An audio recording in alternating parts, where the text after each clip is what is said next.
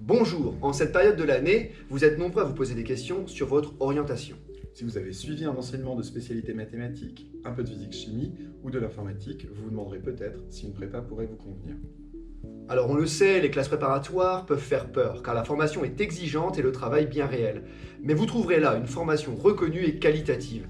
Les grandes écoles d'ingénieurs et autres magistères spécialisés sont nombreux à recruter parmi nos étudiants. C'est même pour cela qu'elles représentent un tremplin pour vos études supérieures.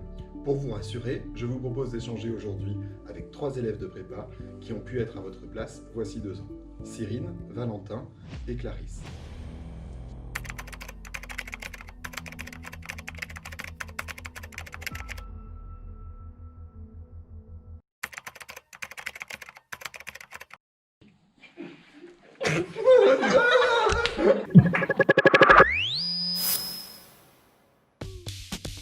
La bombe.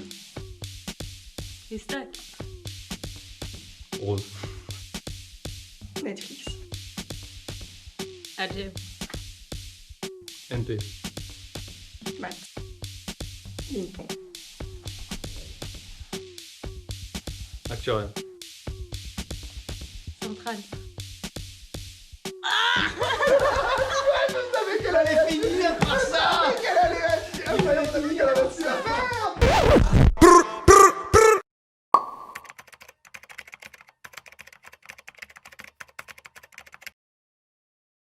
Vous êtes tous les 3 en 2e année, mais en terminale, avez-vous longtemps hésité avant de venir en prépa? Moi, à la base, c'était pas prémédité de venir en prépa.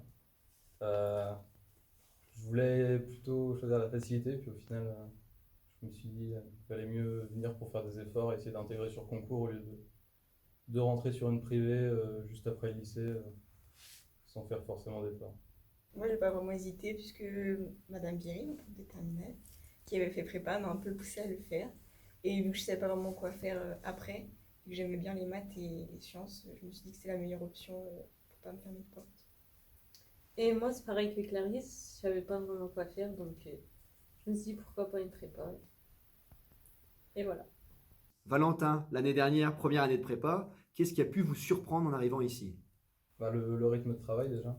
Je m'attendais à un gros rythme de travail, mais je l'ai clairement sous-estimé. Je suis arrivé le premier DS même, j'étais vraiment en mode il suffit de lire sa leçon et ça va aller. Et, non, le rythme de travail et l'apprentissage du cours tout le temps, c'est un rythme à prendre, mais après ça va. C'est un peu pareil, on savait que ça allait être dur, mais pas à ce point-là. Et surtout l'école et le fait de tout démontrer qui au début m'a un peu déstabilisée, vu qu'avant on ne démontrait rien en maths par exemple, et devoir apprendre des démonstrations, etc. C'était un peu déstabilisant.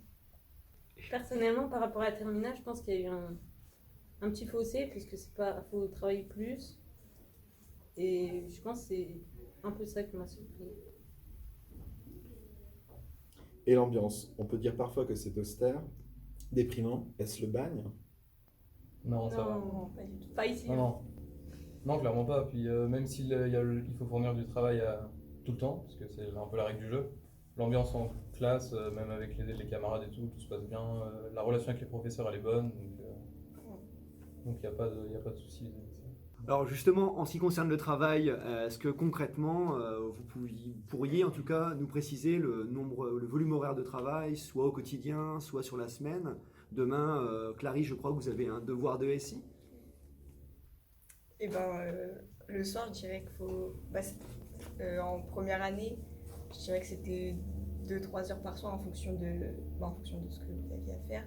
Mais si vous organisez bien le week-end, je pense que c'est jouable la semaine, pas y passer tous les soirs. Je pense que ça dépend des personnes aussi. Il y en a qui vont réussir à comprendre rapidement et à fournir moins de travail. Moi, je sais que je fais peut-être un peu trop de travail des fois superflu, ou je vais ficher ou ce genre de choses, et du coup, je perds du temps vis-à-vis de ce que je vais retenir pour un DS ou quoi aux caisses. Mais ça dépend aussi des soirs, les soirs où on a colle, enfin les veilles de colle en général on travaille plus, même si on les a bossés un petit peu avant, ou ce genre de choses. Donc ça dépend de la semaine, et toutes les semaines ça ressemble un peu, donc après on trouve un rythme. Mais en général, oui, on va dire, je sais pas, 3-4 heures par soir en moyenne. Cyrine, vous jouez au foot à bon niveau. Est-ce que vous arrivez à vous organiser sur la semaine pour maintenir cette activité en parallèle de vos cours? Oui, au début c'était compliqué de trouver le bon rythme, mais une fois que je l'ai trouvé, c'était bon. C'est-à-dire plus de foot et moins de maths? Non, j'ai réussi à concilier les deux, c'est-à-dire trouver un juste milieu et Et combien d'entraînements par semaine? je suis à... Attendez, je compte. On a pas compté en prépa. 3-4 entraînements par semaine. Plus les matchs le week-end. Plus les matchs le dimanche. Et l'an prochain, vous voyez où? Dans quelle école? Dans quel domaine? Moi, je sais pas vraiment quelle école pour l'instant, mais j'aimerais faire soit génie urbain ou génie civil et un double diplôme d'architecte si possible en plus. D'accord. Moi, ça serait plus, je pense, dans l'informatique. Trouver un domaine dans ces eaux-là qui me plaît. Alors, vous avez évoqué un rythme de travail soutenu en prépa. Il y a parfois certains élèves qui arrêtent. Est-ce que vous en connaissez? Savez-vous ce qu'ils font? Moi, non. Oui, moi j'ai 2 amis à moi qui étaient en terminale avec moi, qui avaient à peu près le même niveau de maths, même plus un meilleur niveau de maths que moi en terminale. Et elles sont parties dans une école parisienne assez exigeante. Et en première année, c'était pas très bien passé, elles avaient des notes qui ont chuté. Et les profs ont estimé qu'elles n'avaient pas le niveau suffisant pour la prépa, pour faire des concours exigeants, sans vraiment écouter leurs souhaits à elles, alors que peut-être qu'elles voulaient une école sur un plus petit concours. Et du coup, les profs ont préféré leur dire de ne pas passer en deuxième année. Mais maintenant, elles sont l'une est à l'UTT, l'autre à l'UTC, donc au final, elles ont quand même trouvé une autre voie. Pour finir, Valentin, que pourriez-vous dire aux terminales qui hésiteraient à venir? Franchement, c'est une bonne ambiance déjà, pour tous les stéréotypes qu'on peut entendre, où la prépa, c'est que des matheux, que machin.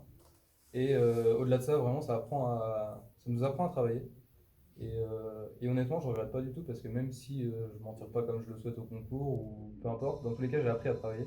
Non, et du coup, c'est toujours une bonne chose, et vraiment, je pense connaître personne qui est passé par prépa et qui a regretté par la suite, même si sur le moment, c'est compliqué. Je pense que même si le niveau est plutôt exigeant, il y a tellement une bonne ambiance que on sent même pas qu'on travaille. Je sais pas comment dire. Avec le cœur. Non, c'est vrai que les journées, elles se ressemblent aussi, donc forcément, le temps passe très vite, moi, je trouve, sur l'année. Et toutes les semaines, on a 2 calls, on a un DS, on a machin. Donc c'est vrai qu'on voit pas forcément le temps passer et on accumule énormément. Donc au final, on ne voit pas vraiment ça, je pense, comme quelque chose d'ultra lourd, parce que je sais pas comment dire, mais on s'habitue vraiment à ce rythme et ça passe plutôt bien. Et est-ce que le week-end, vous avez le temps d'avoir des moments de détente ou est-ce que vous travaillez intensément le samedi et le dimanche? Oui, le samedi, enfin, faut se forcer à se prendre un temps de pause le samedi, je pense, et faire un vrai break toute la journée après le DS.